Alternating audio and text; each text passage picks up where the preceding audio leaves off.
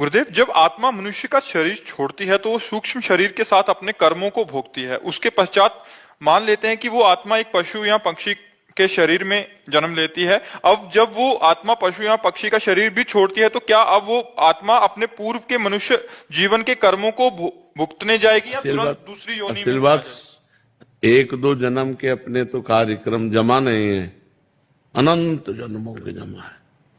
जब से सृष्टि हुई, अब कोई तिथि तारीख आज तक किसी शास्त्र में नहीं लिखा कि सृष्टि कब से हुई। उसे अनादि कहते हैं। अनादि माने जिसकी लिखा पढ़ी नहीं है।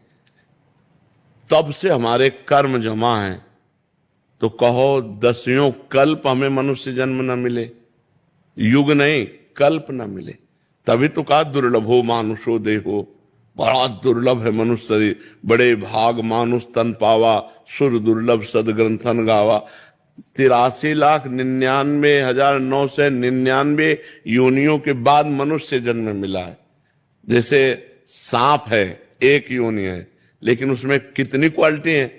कोबरा, अजगर, दुमही, ये वो कितने ना, ढेर सारे। अब जैसे मक्खी है, अब कितनी क्वालिटियां मक्खियां में। तो अब हम मनुष्य योनि सबसे ऊपर प्राप्त हो गए। अगर हम चूक करते हैं, भगवत प्राप्ति नहीं करते, तो हमें पता नहीं कितने युग कितने कल्प भटकना पड़ेगा, किन किन योनियों में जाना पड़ेगा।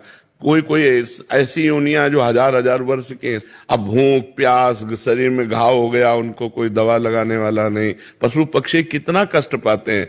और देखो मुर्गा मुर्गी, गाय भैंसा बकरा लोग कैसे खाते हैं, जिंदा जला के, जिंदा भूंज के, कैसे सब क्या क्या दुर्गति जीव की होती है। इसलिए नाम जप करके इसी जन्म में भगवत प्राप्ति कर लिया जाए। मनुष्य जन्म में अगर भजन कर लिए तो सब जन्मों के पाप नष्ट हो जाएंगे। नाम संकीर्तनम यस्य सर्व पाप प्रणाशनम। भगवान का नाम कीर्तन जैसे करते हो, राधा वल्लभ श्री हरिवंश, ये समस्त पापों को नष्ट कर देता है। अनंत जन्मों के जब पाप नष्ट हो जाएंगे और भगवान का साक्षात्कार हो जाएगा तो हमारा जन्मना मरना बंद हो जाएगा।